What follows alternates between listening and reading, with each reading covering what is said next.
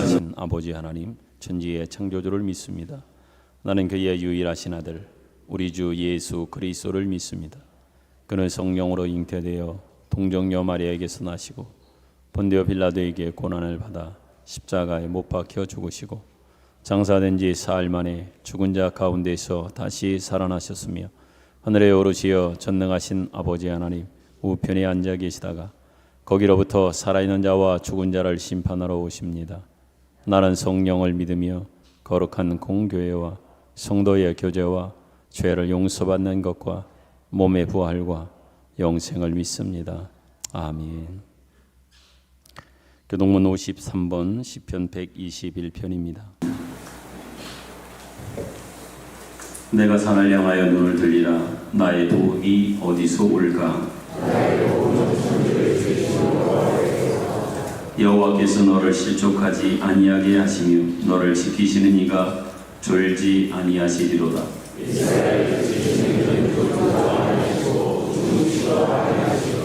여호와는 너를 지키시는 이시라. 여호와께서 내 오른쪽에서 내 그늘이 되시나니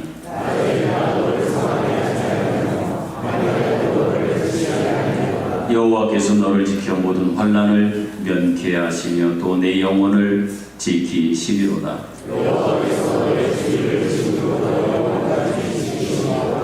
아멘. 앉으셔서 찬송가 301장을 부릅니다.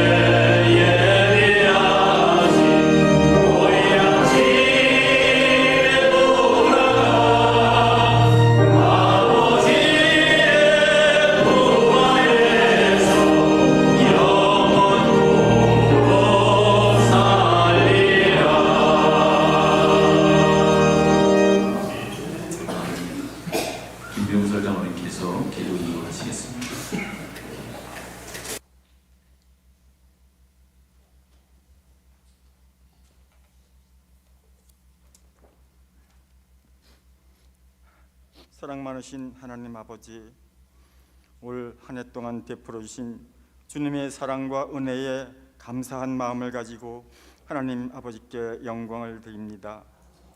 예배를 기쁘게 받아 주시옵소서. 이 시간 모든 죄를 주님 앞에 회개합니다. 용서하여 주시길 원합니다. 우리 모두 주님을 사랑하게 하시고 주님께 칭찬받는 성도들 되게 도와주시옵소서. 주님의 사랑하시는 성도들 가정을 기억하시고 사업의 터전과 직장을 붙들어 주시고 건강도 지켜주시길 원합니다. 한 해 동안의 상처와 허물을 서로 사랑으로 회복하게 하시고 지혜로운 자들과 같이 세월을 아끼는 성도 되게 도와주시옵소서. 새해에는 예배가 회복되게 하시고 기도에 더욱 힘쓰며 말씀을 더욱 사모하고 순종하는 성도들 되게 하여 주옵소서. 하나님의 선하시고 기뻐하시며 온전하신 뜻이 무엇인지를 분별하고 하나님의 빛된 자녀로 거룩한 삶을 살게 하여 주시길 원합니다. 새해에는 어렵고 힘든 상황이 있더라도 주님께서 넘어지지 않게 지켜주시고 주님의 권능의 손으로 붙들어 주시옵소서. 항상 복되고 즐거운 가정이 되게 하시며 감사가 넘치는 가정이 되게 도와주시옵소서. 이제 새해에는 다짐하는 저희의 믿음이 주님 안에서 변하지 않게 도와주옵소서. 이 시간 질병으로 고생하는 환우들을 도와주셔서 건강하게 치유받기를 원합니다. 이 시간 말씀 전하시는 목사님의 영역을 강건하게 지켜주시고 우리 모두 은혜 받는 귀한 시간 되게 하여 주옵소서. 시간 찬양대의 찬양을 통하여 영광 받아 주시길 원하며 사랑 많으신 예수님의 이름으로 간절히 기도드리옵나이다. 아멘.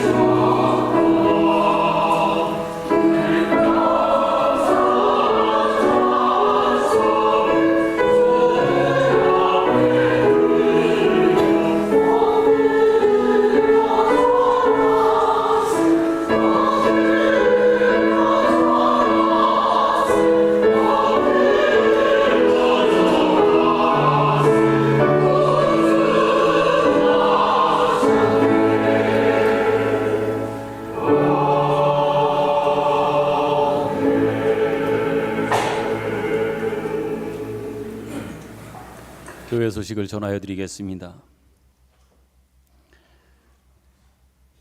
어느 누구나 올 수 있고 오는 새 가족을 향하여 우리 교인들은 늘 배려하는 마음으로 삽니다. 또 배려하는 마음으로 새 가족들을 대한다고 하는 그 마음으로 늘 살아가셨으면 좋겠습니다. 이제 오늘이 마지막 주일이고 내일부터는 새로운 해가 시작되어집니다. 더 넓은 더 큰 마음 가지고 그 배려가 나누어지고 또 전하여졌으면 좋겠습니다. 상조위원회 계속되는 광고는 주보를 참조하시기 바라고요. 오늘 저녁 송구 영신 예배를 드립니다. 저녁 11시 본당에서 진행이 되고요. 차량 운행도 진행되어질 텐데 차량 운행 코스 가운데 필요하신 분은 오전에 운행하셨던 우리 집사님들께 말씀해 주셔서 밤과 낮의 시간만 달리 생각하시면 같은 시간에 나오시면 아마 될 듯합니다. 오늘 오후 예배는 드리지 않습니다. 그리고 구역 예배, 식당 봉사도 잊지 않음을 기억하시기 바랍니다. 저녁에 송구 영신 예배 때 다시 뵙겠습니다. 그리고 다음 주부터 사무총회 때 말씀드렸던 것처럼 주일 오후 예배에는 구역별로 돌아가면서 특송을 합니다. 그 첫 번째 시간으로 다음 주에는 1구역, 2구역 식구들이 같이 마음 모아 준비해서 말씀 듣기 전에 특송하는 시간이 있음을 기억하시고 잘 준비해 주시길 바랍니다. 신년이 되어 바로 짧은 기간이지만 특별 새벽 기도를 진행합니다. 1월 2일부터 6일까지 한 주간입니다. 새벽 5시 반 지하 중예배실에서 진행됩니다.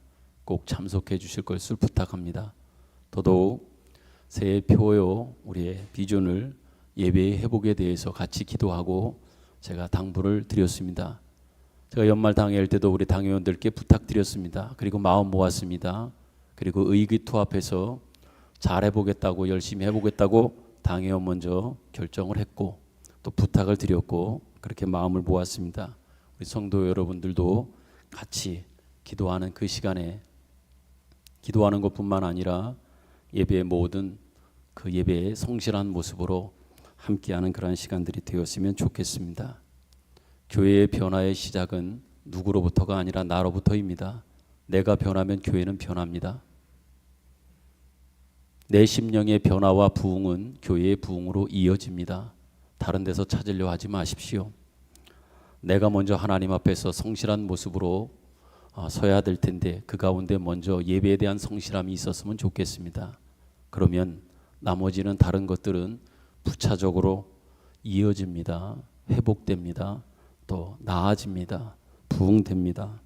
그러한 예배 회복을 통한 여러분의 진정한 부흥이 한 해 동안 계속되어지기를 바라는 마음으로 기도의 제목이요 표로 삼았습니다. 그런 마음으로 한 해 동안 같이 기도하면서 성실하게 하나님 앞에 이전보다 더 열심히 노력하는 그 마음으로 한 걸음 한 걸음 나아가는 그런 2024년이 되었으면 좋겠습니다. 그것을 다짐하고 하나님 앞에 고백하는 마음으로의 새벽의 시간들을 하나님 앞에 드리는 겁니다. 길지 않습니다. 화요일부터 토요일까지 엄밀히 보면 5일밖에는 되지 않습니다. 같이 마음을 모아 기도하는 시간이 되었으면 좋겠습니다. 1월 예배위원이 게시판에 있습니다. 참고하셔서 기도로 준비해 주시길 바라고, 특별히 예배위원 가운데에는 주일 오후 그리고 수요일 날 특송이 누구인지에 대한 것들도 예배위원 가운데 제가 잘 정리해 놓았습니다. 보시고 구역장님들이나 기관장님들은 잘 참고하셔서 특송을 준비해 주시길 바랍니다. 기부금 영수증에 관련된 것 여러분 기억해 주시길 바라고요. 강단 헌화 신청에 계속해서 기도하시면서 신청에 동참해 주시길 바랍니다. 선교 장학금금 작정에도 동참을 부탁드리고요. 지방의 소식입니다. 강원지방 목회자 장로회 한 해를 시작하면서 신년 기도회가 있습니다. 1월 4일 목요일 저녁 7시에 횡성교회에서 시작이 되는데 6시부터 저녁 식사가 있으니까 목회자 장로 여러분들은 참고하시기를 바랍니다. 강원지방 남전도 연합회의 정기총회가 있습니다. 이제 한 해 얘기를 마치고 또 새로운 회기를 시작하는데 1월 6일 토요일 오전 10시 30분 양문교회에서 있습니다. 기억해 주시길 바랍니다. 오늘 어린이부의 달란트 시장이 지하 중예배실에서 지금 계속되고 있습니다. 그리고 어제 봉사자 지난 한 해 동안 수고하셨던 봉사자 위로회를 진행하려고 했으나 갑작스럽게 눈이 많이 오는 관계로 무리하게 진행할 수 없어서 갑작스럽게 연기를 했습니다. 그 연기된 거는 바로 다음 주 토요일 날 진행하겠습니다. 특별한 어제처럼의 상황만 전개되지 않는다면 다음 주 토요일 1월 6일 토요일 5시 30분에 다시 교회에서 모여서 교회 근처에 있는 식당으로 같이 움직이도록, 그리고 식사를 끝난 다음에 비전 카페에 오셔서 같이 잠깐 친교하는 시간 갖도록 그렇게 준비를 했습니다. 기억해 주시기를 바랍니다. 다음 주 토요일 저녁 5시 30분입니다. 그리고 어제 그렇게 갑작스럽게 연기되는 과정에 그 배경에는 눈이 많이 왔지 않습니까? 제가 원주 와서 눈 치운 것 중에 가장 많은 눈을 치운 날이지 아니었나 하는 그런 생각을 해봤습니다. 또 물을 많이 머금고 있어서 무겁기는 또 이렇게 무거운지요. 그래도 감사한 것은 많은 분들이 그 시간에 또 교회를 오시고 또 눈 치우러 오신 분들이 계셨어요. 그래서 저하고 목회자들만 또 치우지 않게 하고 많은 성도들이 오셔서 도움을 주셔서 얼마나 감사했는지 모릅니다.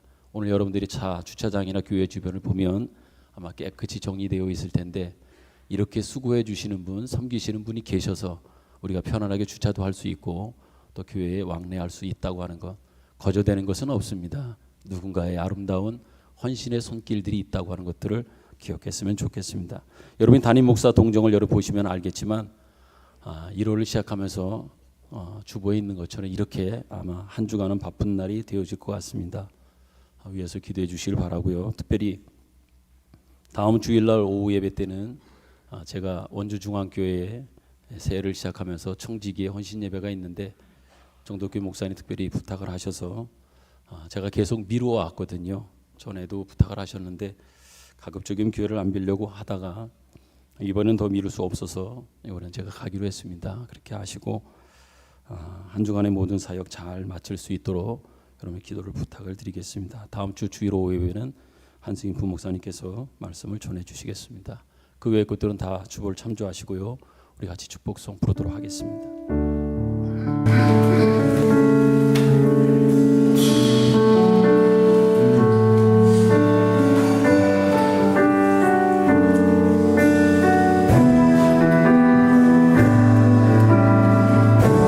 영화 하나님의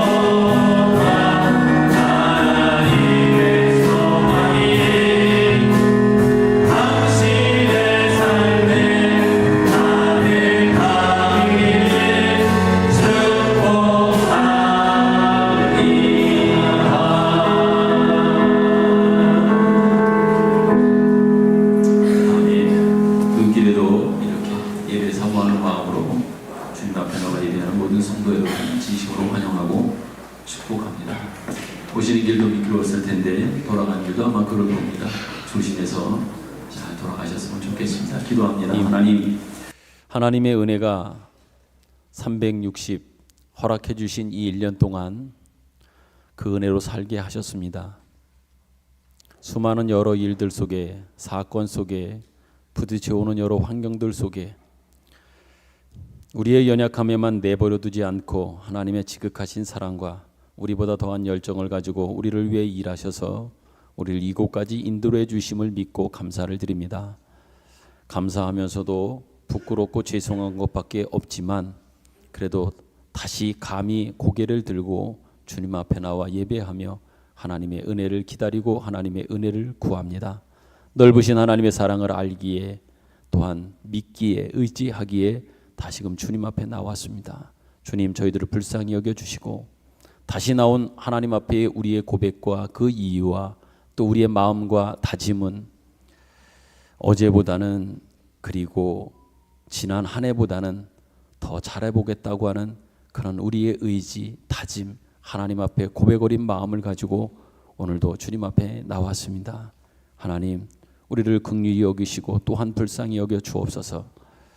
한 걸음 한 걸음 진전과 정진이 있게 하여 주시고 더 주님 닮은 모습으로서의 진정한 우리 속이 변화되어진 그 성품과 인격 변화되어진 그러한 모습으로 하나님 앞에 서게 하시고 그러면서 하나님 앞에 더 기쁨 되어지고 영광 되어지는 삶, 그러한 인생 되어지도록 하나님이 이끌어 주시옵소서.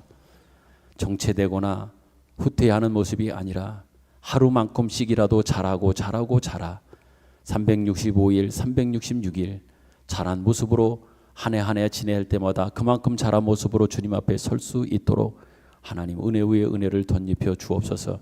마지막 번이며 다시금 시작하는 그 시작점에 우리가 다시금 섰습니다. 그 마음으로 다시금 시작하고 이제 발걸음을 내딛고자 합니다. 하나님, 우리에게 더 큰 은혜로 채우시며 동행하여 주옵소서. 오늘도 하나님 위하여 기도합니다. 지난 365일 귀한 시간들 동안 하나님께서 우리에게 은혜를 베풀어 주신 것 감사한데 특별히 육신적 연약함 속에서도 하나님의 은혜가 그 모든 분들을 붙들어 주셔서 이 12월 31일까지 왔습니다. 그분들에게 이 365일은 더 힘든 또 어려운 시간들이었을 겁니다. 하루하루 지나는 것들이 힘들었고 고통스럽기도 했습니다. 이렇게 고통스러운 밤은 왜 이렇게 긴지, 왜 이렇게 가지 않는지 때로는 한탄해하며 아파하며 힘들게 보냈던 그러한 날들이 모여 결국은 이 한 해가 가고 있습니다. 하나님, 그러면서도 하나님 앞에 다시금 또 기도합니다. 그분들에게 하나님 힘이 되어주신 거 고마운데 오늘도 앞으로도 계속해서 그분들과 함께 계시며 붙잡아 주셔서 다시 살아갈 수 있는 또 살아가야 되는 어떤 희망과 소망을 주님으로 인하여 갖게 하시며 붙들 수 있는 소망을 허락하여 주옵소서. 주님으로 인하여 새 힘을 얻게 하여 주시고 다시금 담대함을 가질 수 있도록 은혜를 베풀어 주옵소서. 말씀을 듣겠습니다. 주님이 말씀하시고 우리 모두가 함께 듣게 하옵소서. 예수님 귀하신 이름으로 기도드립니다. 아멘.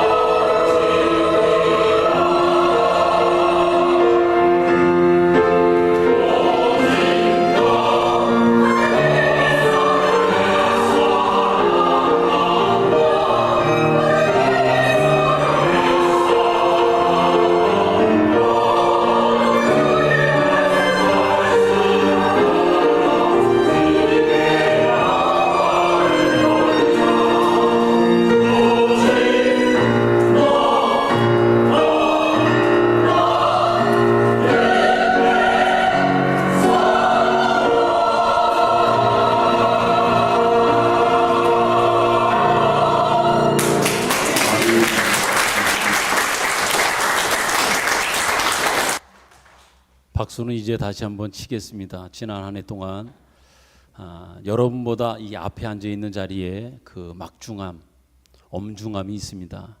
그 자리를 성실하게 1년 동안 잘 지켜준 우리 기도하는 찬양대원들, 그 한 해 동안 열심히 자리를 지켜주고 성실하게 그 자리를 지켜준 거, 우리 성도 여러분들의 마음을 담아 감사합니다. 잘해 주셨습니다. 또 내년도에도 더 잘해 주실 것을 기대하는 마음으로, 격려하는 마음으로의 박수를 이제 한번 드리도록 하겠습니다. 박수합니다.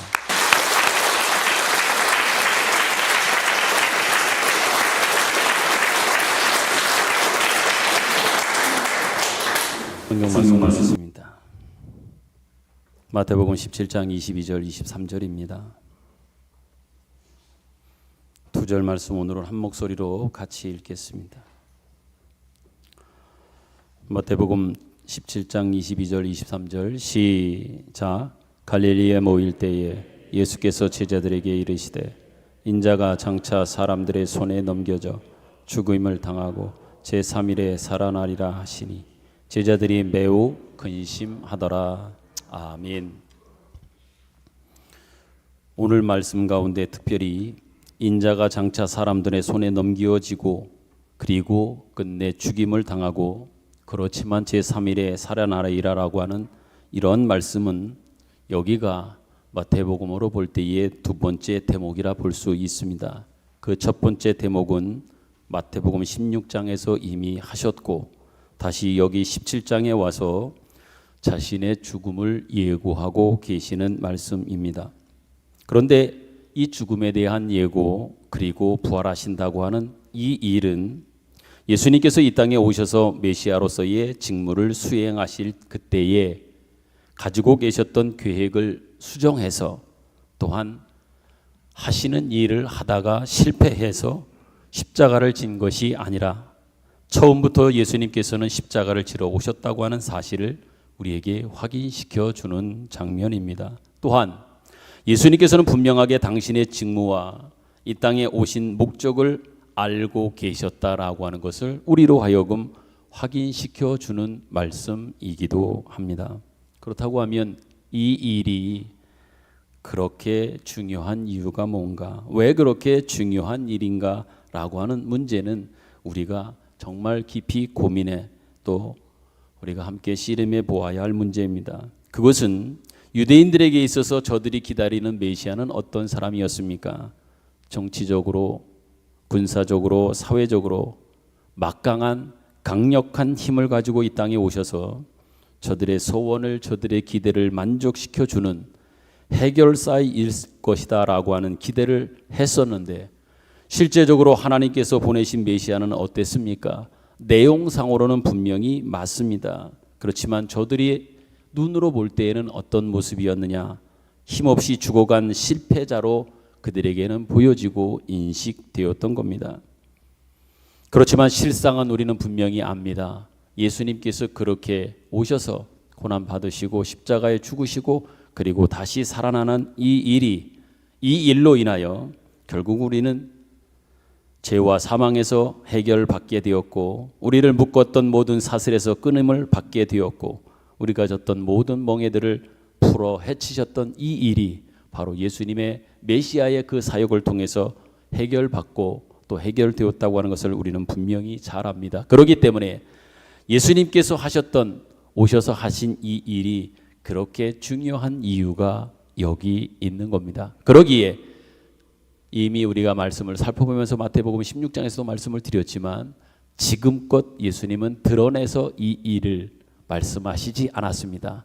마태복음 16장에 와서야 비로소 처음 말씀하신 거예요. 그리고 17장에 와서 두 번째 말씀하신 겁니다.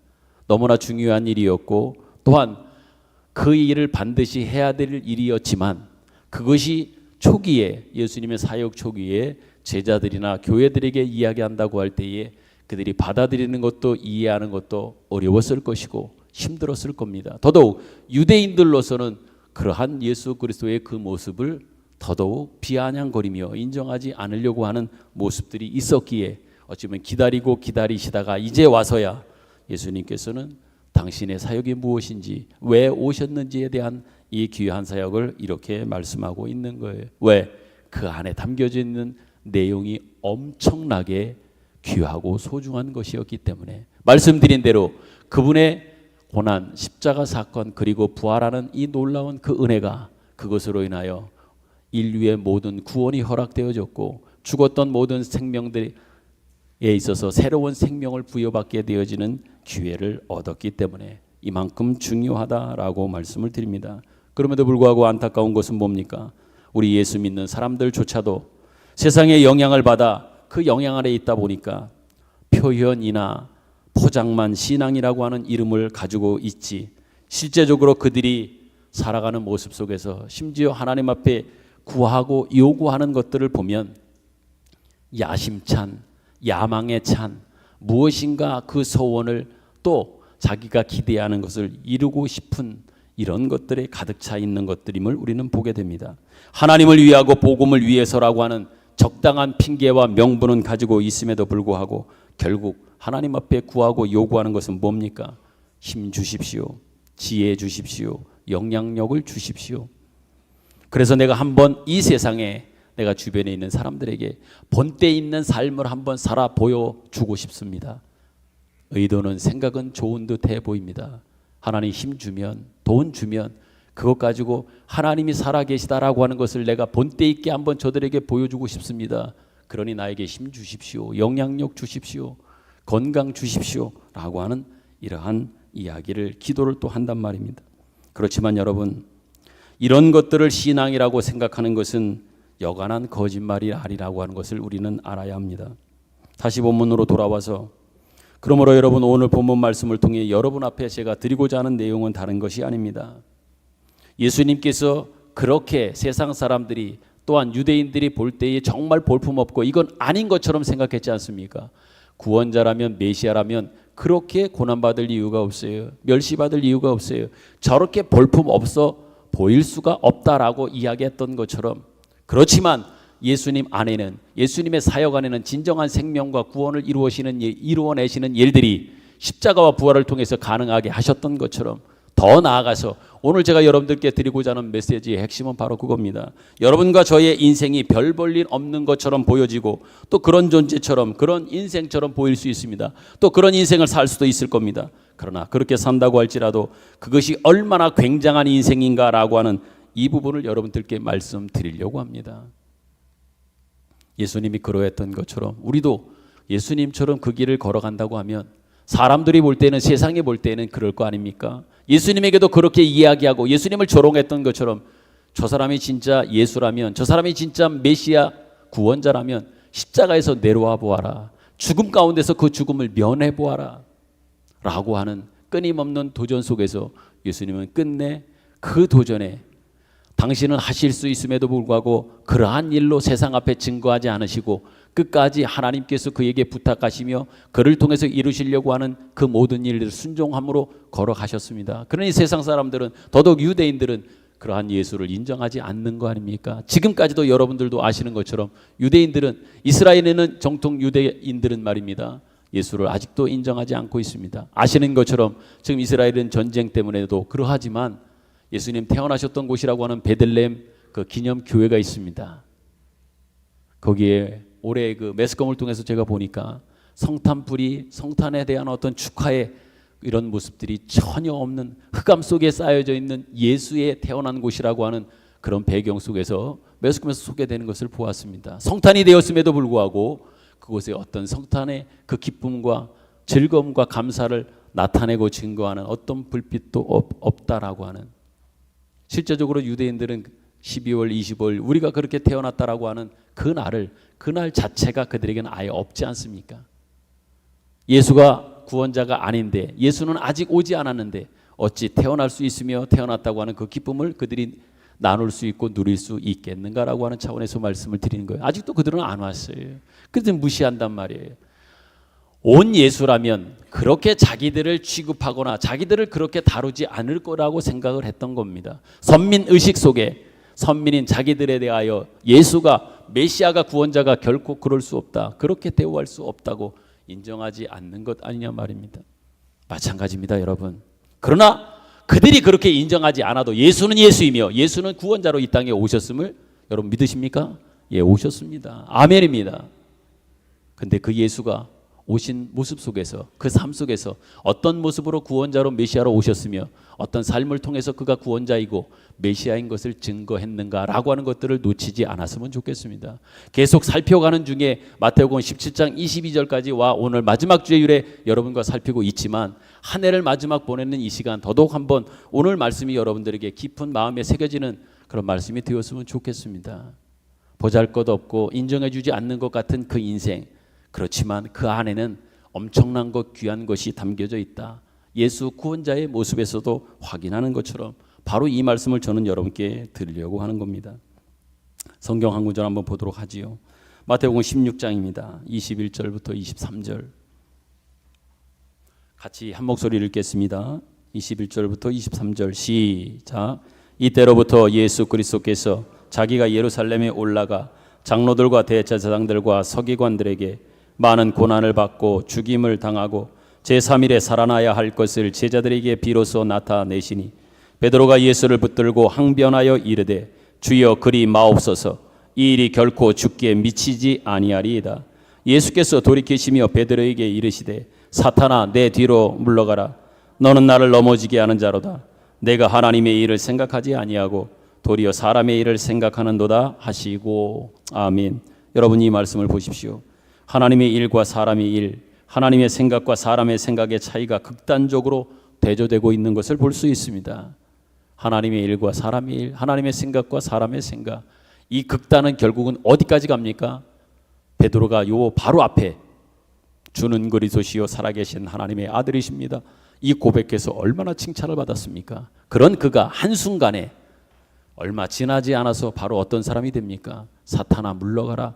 사탄이 되어버렸습니다. 엄청난 칭찬을 받았던 베드로도, 그 사람도 베드로요, 지금 사탄아 물러가라라고 하는 사탄의 대상이 되었던 사람도 베드로라고 하는 것들을 우리는 기억해야 합니다.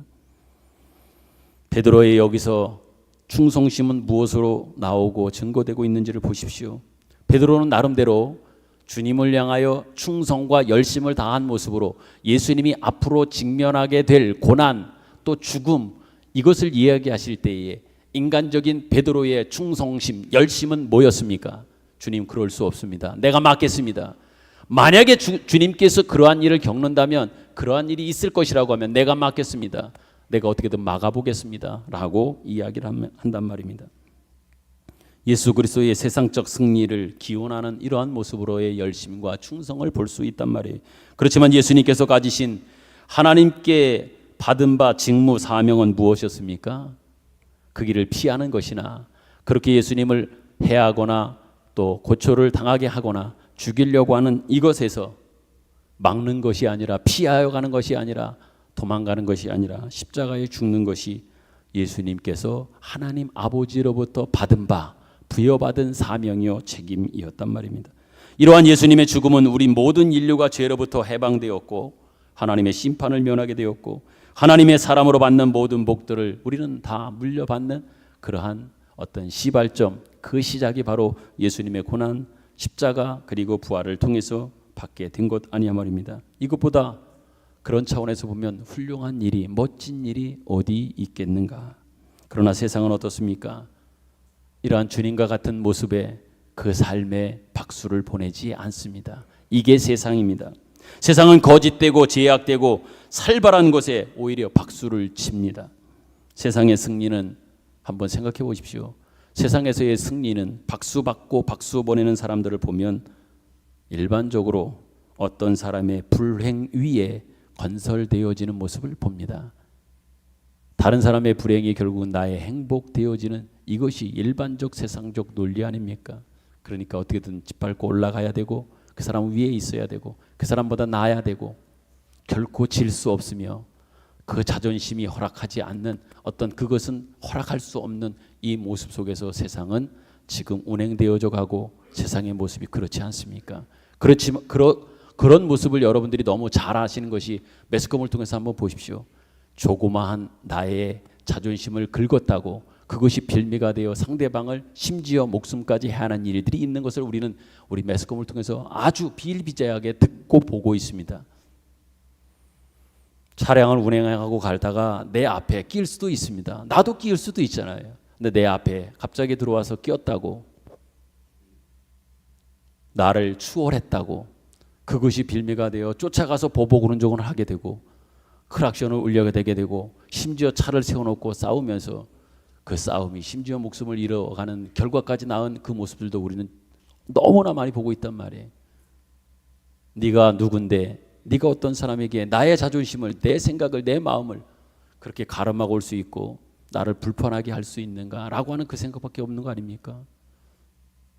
충분히 나도 추월을 하는데, 나도 때로는 끼어들기도 하는데 다른 사람이 끼어들게 하고 추월한 것이 뭐 이렇게 크게 사람을 죽일 만큼의 그렇게 잘못이 되는 건가요? 일반적 세상의 승리나 세상의 어떤 더 나음의 모습은 상대방의 불행이 결국 나의 행복되어지는 이런 모습에 근거하기 때문에 항상 늘 어떤 그 경쟁의식 속에서, 상대방과의 늘 경쟁의식 속에서 나는 나아야 되고 그 위에 있어야 되고 더 똑똑한 모습으로서 서 있지 않으면 마음이 불편하고 힘들어 그것을 담아내지 못하는 어떤 이런 모습이 이 세상 가운데 팽배해져 있다는 얘기죠. 그런데 왜 우리 예수 믿는 사람들마저도 이러한 모습에 물들어 가는지 그것은 안타까울 따름입니다. 그럴 수 없잖아요. 그런 사람이 아니잖아요. 그런 사람이 되어서는 안 되는 거 아니냐 말입니다. 성경 한번 보죠. 디모데후서 4장 1절부터 8절입니다. 길기 때문에 여기는 교독을 합니다. 디모데후서 4장 1절부터 8절. 1절입니다. 하나님 앞과 살아있는 자와 죽은 자를 심판하실 그리스도 예수 앞에서 그가 나타나실 것과 그의 나라를 두고 엄히 명하노니,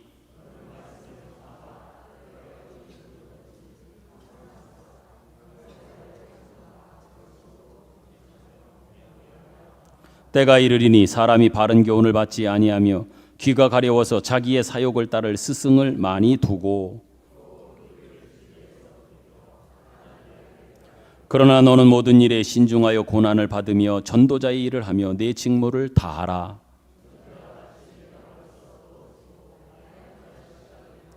나는 선한 싸움을 싸우고 나의 달려갈 길을 마치고 믿음을 지켰으니,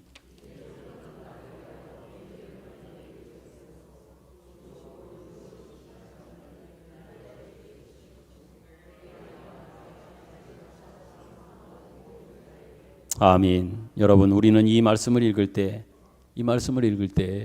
자꾸 어떤 장렬한 이런 모습을 연상하고 장렬함 속에서, 장렬함의 어떤 배경 속에서 자꾸만 이 말씀을 읽으려고 하는, 또 그런 모습으로 이 말씀을 받아들이려고 하는 이런 모습이 있습니다. 예를 든다면 죽음을 각오하고 전생애를 바쳤다고 하는 어떤 그런 비장함 속에서 그런 감동을 하고 있는, 또 감동하려고 하는 우리의 모습이 있단 말입니다. 그렇기 때문에 예수를 믿는 것도 죽음을 각오해야 한다, 순교를 각오해야 한다, 자기를 부인하고 자기 십자가를 절하라고 하는 이 모든 말씀들도 장렬한 이러한 부분에만, 이러한 쪽으로 도취되어 내용의 정확성이 자꾸만 외면되거나 왜곡되는 모습을 볼 수 있습니다. 그러다 보니 단지 어떤 마음만이, 어떤 모습만이 우리 가운데 나타납니까? 신앙생활이 어찌보면 열심 경쟁이 되어버렸습니다. 누가 더 간절한가, 누가 더 간절한 마음이 내 안에 있고 또 그 열심이 대단한가, 열정이 대단한가 하는 어떤 소원 경쟁만 하고 있지, 정작 그것이 맞느냐 틀리냐라고 하는 이런 것들을 따지는, 그런 것들을 분별하는 사람은 많지 않단 말입니다. 이것이 어찌 보면 신앙적으로 큰 병입니다. 여러분, 예수를 믿는다라고 하는 것이 어떤 의미입니까? 여러분, 예수 믿는다고 하는 것이 어떤 의미예요? 우리가 가지고 있는 야심, 생각, 욕심, 어떤 욕구, 기대, 소원, 이 모든 것들을 주님께서 주신 약속 앞에 복종시켜 항복하여 하나님께서 나에게 맡기신 길을 성실하게 살아가는 것, 바로 이것이 예수를 믿는 것, 신앙생활하는 것 아니냐 말입니다. 내 것을 내려놓고 그 자리에 하나님의 기대, 하나님의 소원, 하나님의 약속을 붙들고 그 안에 놓고 그것을 위해서 그걸 붙들고 성실하게 한 걸음 한 걸음 하루하루 살아가는 것, 바로 이것이 예수 믿는다라고 하는 그 말에 담겨져 있는 의미 아니냐 말이에요. 사도 바울은 어떠했습니까? 오늘 우리가 읽은 디모데후서 마지막, 어찌 보면 그 죽기 직전에 유서와 같이 남겨놓은 그 말씀이 디모데후서 아닙니까? 내 직무를 다하고 선한 싸움을 싸우고 나의 달려갈 길을 마치고 믿음을 지켰다, 이렇게 고백합니다. 여러분, 이게 무슨 뜻입니까? 내 직무를 다하고 선한 싸움을 싸웠다, 나의 달려갈 길을 마쳤다, 그러나 나는 믿음을 지켰다. 이게 무슨 뜻입니까? 이것은요, 허황된 야심이나 세상의 조롱이나 이 모든 것들을 나는 다 물리쳤다. 물리치는 그 싸움을 끝까지 싸우려고 노력했고 싸웠다라고 하는 고백입니다. 자기에게 주어진 끊임없이 도전해오는 야망, 욕심, 기대, 나의 기쁨, 나의 즐거움으로 끊임없이 도전해오는 것들 속에서 그것을, 그 자리를 주님의 약속, 주님의 말씀으로 채워가며 성실하게 하루하루 살아가는 이러한 모습으로 살았다. 이게 바로 바울이 디모데후서 두 번째 보낸 편지 속에 마지막, 이제 전제와 같이 자기가 이제 제물되어 죽어가는 그 죽음을 앞둔 상황 속에서 내 마지막 순간까지도 내 고백은 이것밖에는 없다.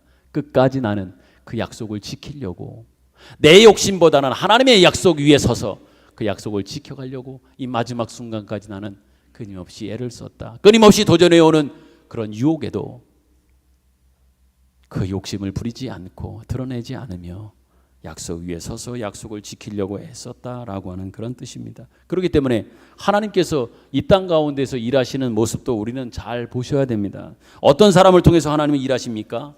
감춰지고 숨겨지고 드러나지 않는 어떤 모습 속에서도 하나님의 오히려 그 사람 통해서, 그 일을 통해서 일하시는 것을 우리는 볼 수가 있습니다.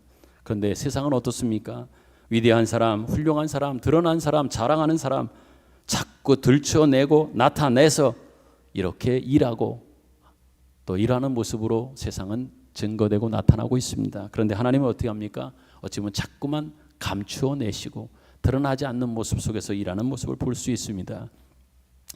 요한복음 12장에 보면 한 알의 밀이 땅에 떨어져 한 알 그대로 죽지 않으면 한 알 그대로 있지만 죽어야만, 땅에 떨어져 파묻혀 썩어야만, 죽어야만 거기에 싹이 나고 결국은 잎이 나고 나중에 열매를 맺는다 분명히 말합니다. 땅에 떨어져 썩어 죽어야만 거기서 열매가 있다. 이렇게 분명히 주님은 말씀하십니다. 오병이의 기적을 한번 여러분 생각해 보십시오.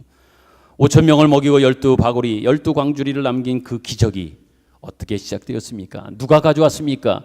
그 시작점에 그 도시락은 누가 가져온 것이요? 누구로부터 제공되어져 있는 것을 보십시오. 어린아이가 가져온 도시락 하나였습니다. 그런데 여러분, 중요한 것은 그 어린아이가 누구인지, 어린아이에 대한 이해도, 정확한 이해도 없습니다. 그 어린아이가 이름이 뭔지도 우리는 모릅니다. 그렇잖아요. 그 어린아이 혹시 이름 아는 사람 있습니까? 이름도 몰라요. 몇 살인지도 모릅니다. 다만 어린아이가 가져온 도시락 하나라고만 소개되고 있습니다. 하나님께서는 그렇게 일하시는 겁니다. 소돔과 고모라 성을 창세기로 한번 가봐서 생각해 보십시오.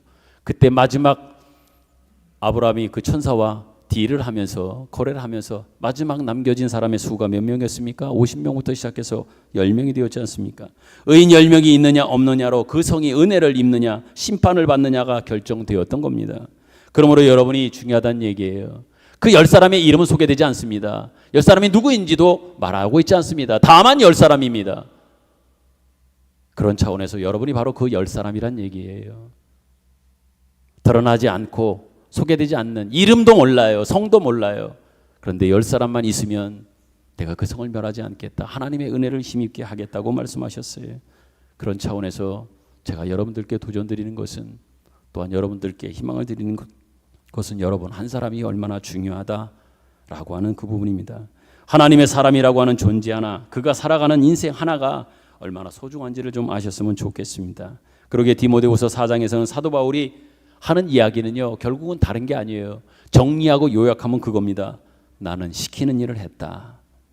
내게 맡겨진 일을 성실하게 감당했다라고 고백하는 거예요. 마지막 고백을 정리한다면, 한마디로 말하면 나는 시키는 일을 시키는 대로 했다.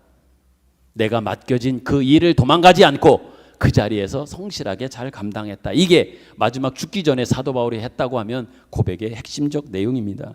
특별히 2절에 이런 말씀을 합니다. 너는 말씀을 전파하라. 때를 얻든지 못 얻든지 항상 힘쓰라. 범사의 오래 참음과 가르침으로 경책하며 경계하며 권하라 라고 하는 이 말씀을 합니다.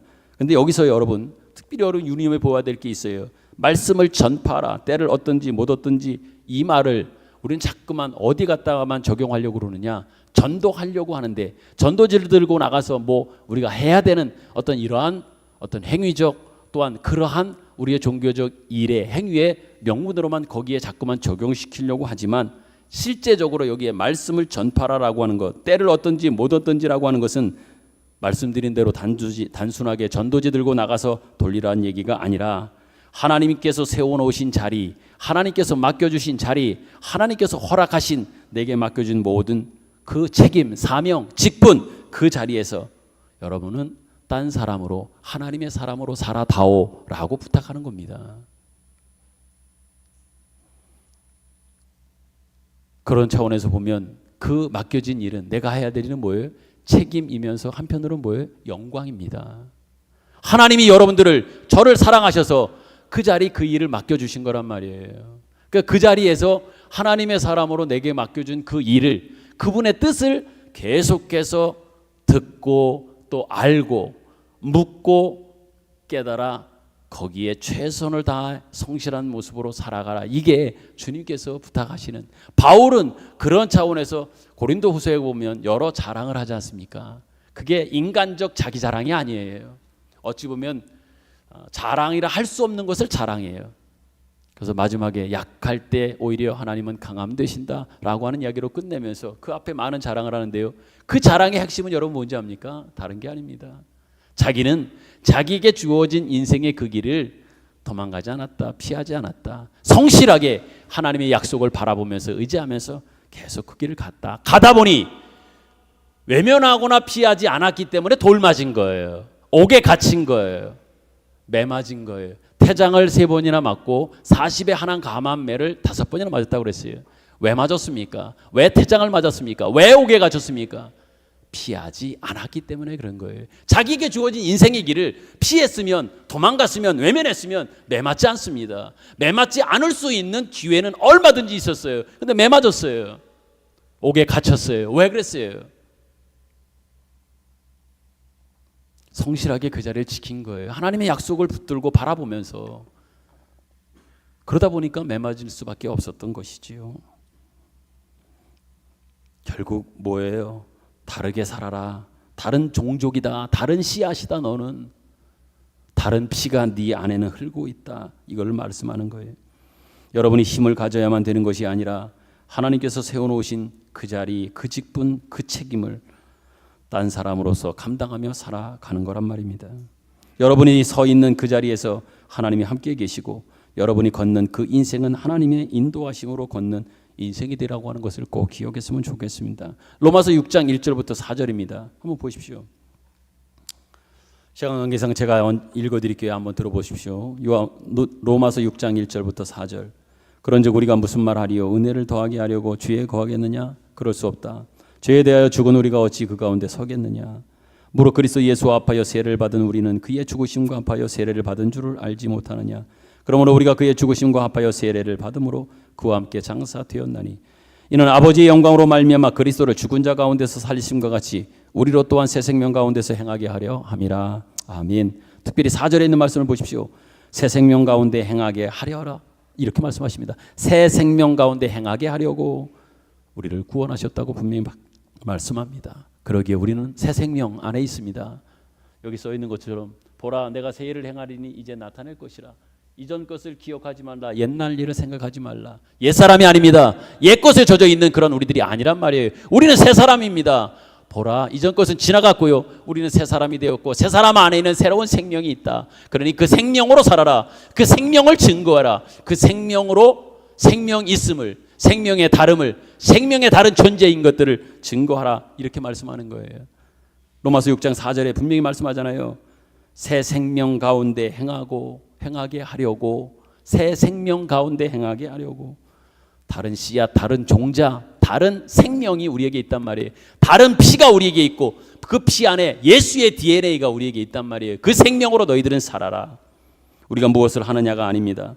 우리에게 하나님이 걷게 하신 인생과 우리에게 만나는 삶의 현장 속에서 하나님의 사람으로 반응하도록 책임져 있으니 책임지고 살아라. 이 얼마나 훌륭합니까? 꼭 세상 사람이 볼 때 훌륭하고 멋지고 사람에게 드러나고 박수 받을 일이 아니라 원칙적 문제를 이야기하고 있는 거예요. 말씀을 맺으며 도전드립니다.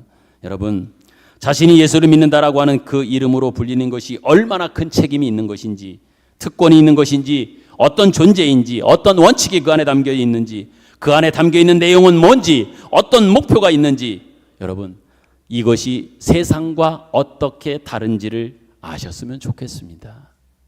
세상과 달라요. 다른 것들을 주셨고 다른 것들 안에 우리가 있단 말이에요. 이 다름을 좀 아셨으면 좋겠습니다. 다만 단순하게 감격만 하고 순간순간 감격해서 할 수 있는 게 뭐예요? 하는 게 뭐예요? 눈물 흘리면서 질질 짜고 때로는 말에 눈물 흘리면서 하는, 여기에만 머무르지 마십시오. 우는 것을 넘어선 그 다음에 무엇인가가 우리가 해야 될, 진정 눈물 다음에 그 다음이 뭡니까? 몇 번이고 눈물 흘려서 거기서 끝나는 게 아니라 그 다음 우리에게 주신 게 있잖아요. 그걸 아셨으면 좋겠습니다. 그리고 결정을 하십시오. 결단을 하십시오. 그리고 결단을 이제는 이루려고 여러분이 걸음을, 이제는 새로운 걸음을 걸어가시길 바랍니다. 만약 여러분이 고백했다면 그렇게 사셔야 되고, 또 그렇게 살아감으로써 일어나는 일들을 우리는 감수해야 됩니다. 그렇게 살기로 작정한 그 이유를 또한 누리셔야 합니다. 심지어 죽음이 만들어내는 것이 무엇인지도 우리는 알고 있기에 바로 알아. 죽음이 만들어내는 것들을 기꺼이 감수하며 오히려 기쁨과 감사한 마음을 가지고 죽음으로 사는 그 인생, 오늘 말씀의 제목처럼 그 죽음으로 살아가는 그 인생에 담겨져 있는 멋짐, 복, 영광, 이 귀한 것들을 누리며 살아갈 수 있기를 간절히 소망합니다. 여러분 한 사람 한 사람은 멋진 인생입니다. 멋진 존재입니다. 그걸 아셨으면 좋겠습니다. 예수 믿는 자랑, 예수 믿는 고귀함, 이것을 아셨으면 좋겠습니다. 바라기는 여러분된 고귀한 신분과 운명이 무엇인지를 알고 이제는 좀 즐기고 살아가는 그런 오늘이요, 더 나아가서 내일부터 시작되어지는 2024년 한 해가 되실 수 있기를 축복합니다. 아멘. 주신 말씀 생각하며 우리 찬양 부르지요. 하나님, 정말 하나님 앞에 내가 원하고 바라고 기도하는 것이 있습니다. 한 해 동안 그러했지만 부족했다면 다시금 원하고 바라며 기도하면서 그 마음으로, 그 중심으로 살아가겠습니다. 찬양합니다.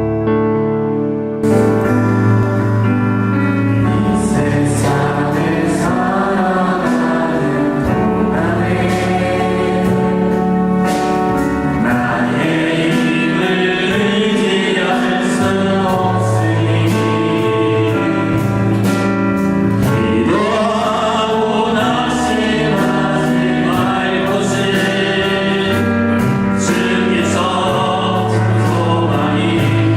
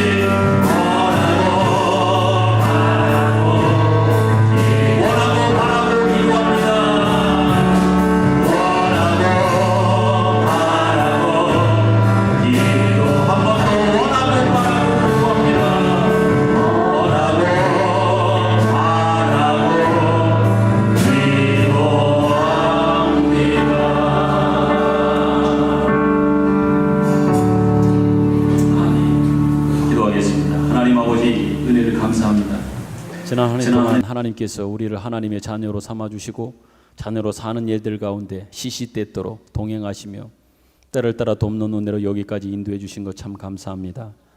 분명히 고백합니다. 우리는 하나님의 자녀입니다. 영원한 나라를 기업으로 받은 자임을 분명히 믿습니다. 천국 열쇠를 쥔 자임을 믿습니다. 우리를 통해 하나님께서 영광 받으시는 사랑하는 자녀인 것을 또한 믿습니다. 그런 우리가 이 세상의 유혹 앞에 하나님 흔들리고 있습니다. 다시 주의 말씀을 들어서 말씀을 통하여 우리에게 확신을 주신 것 같이 하나님의 자녀된 복된 인생, 고귀한 존재, 그 운명을 누리게 하여 주시고 더 나아가 자랑하며 증거하며 결실하는 열매 맺는 사람들로서 이제 새롭게 하나님의 사람으로 충성하기로 결심합니다. 다짐합니다. 결단합니다.